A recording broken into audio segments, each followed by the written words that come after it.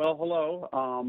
I'm interviewing the latest and greatest project management professional that just passed the exam. This is Jesse. Passed it about a week ago. So this is basically me, Brian Berry, the Director of Education for the PMM, trying to get some insights on this new exam. So Jesse, you got to be pretty excited. When did you exactly pass this exam? Yeah, Brian, thank you. I recently passed it last Tuesday on the 27th of April. Nice. You got to be pretty relieved. When did you start the process to really hunker down and start studying for this exam? Yeah, so passing my PMP was really a goal that I set for 2021, and I started early. I started in January,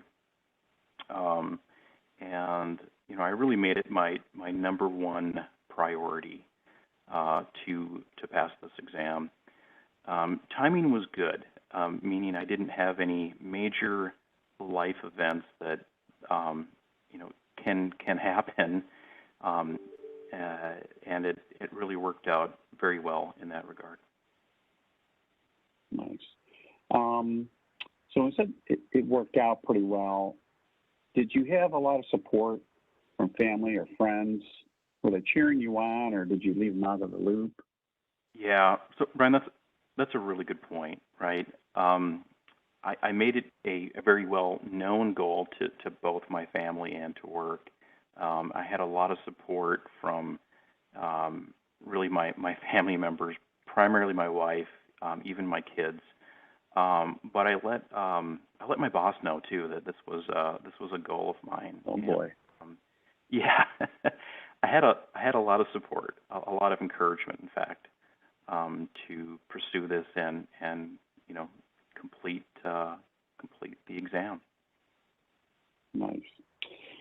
So right now, the 2021 PMP exam, this is the first time we've actually put on this class. We've been doing it for, as far as I know, 14, almost 15 years. And the iterative changes that have gone in the past have been very small, a chapter here, a chapter there. This one's a complete revamp.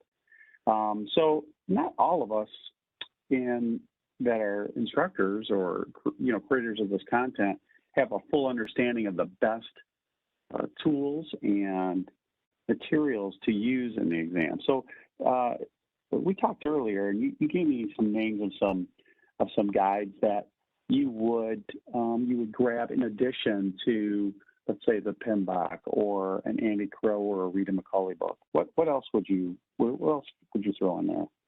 So Brian, probably my number one recommendation is going to be the Agile Practice Guide from PMI. The great part about that is most people should have that, right, if they're a PMI member. And here's what's great about that guide.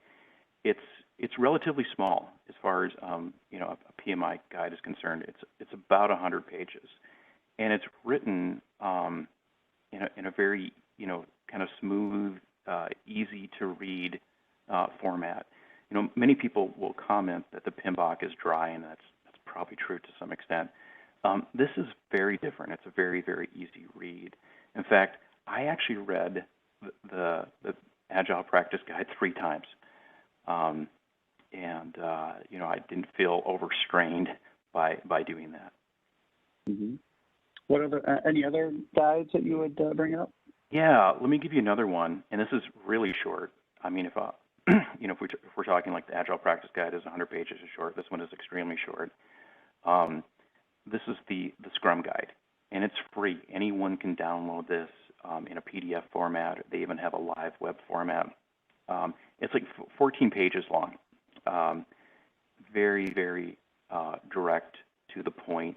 It gives you a lot of background on Agile and Scrum terminology, and it gives you a deep understanding of roles, Agile roles, which is a very important thing to know for the 2021 exam.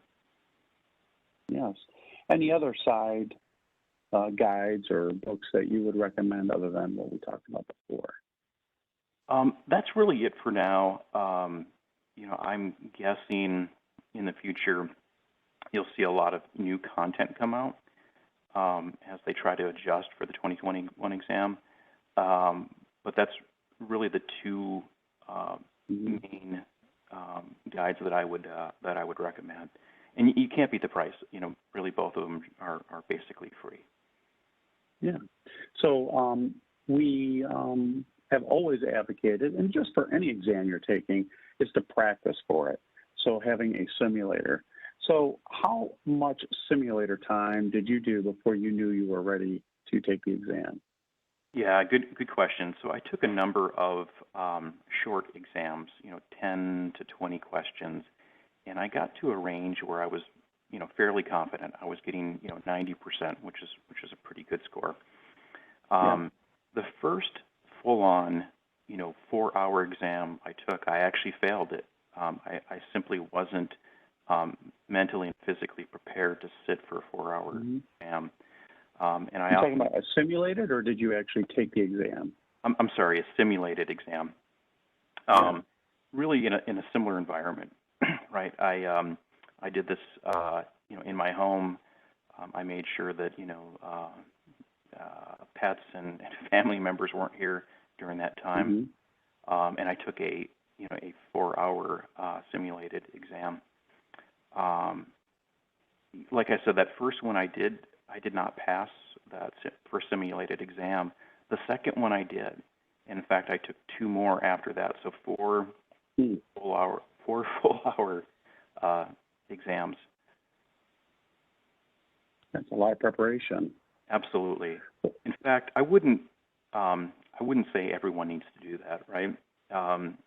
Maybe if you take one exam and you feel that you're ready, well, then you're probably ready, right? I felt like I did that additional practice, and what really helped with that was it really built my confidence level up.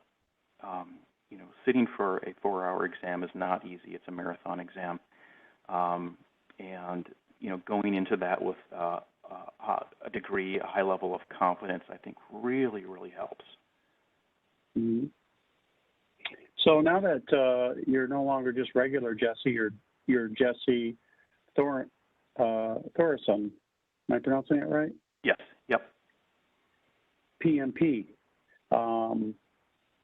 Tell me how that feels and how you think your career is going to change. It feels really good. What I did is I took full advantage of social media, and both Facebook and also LinkedIn. I had a lot of people reach out to me, giving me congratulations, and that just felt really good. To get that, to meet that major milestone. For my career, absolutely. I'm always looking for more challenging opportunities, both when inside of my organization, even beyond that.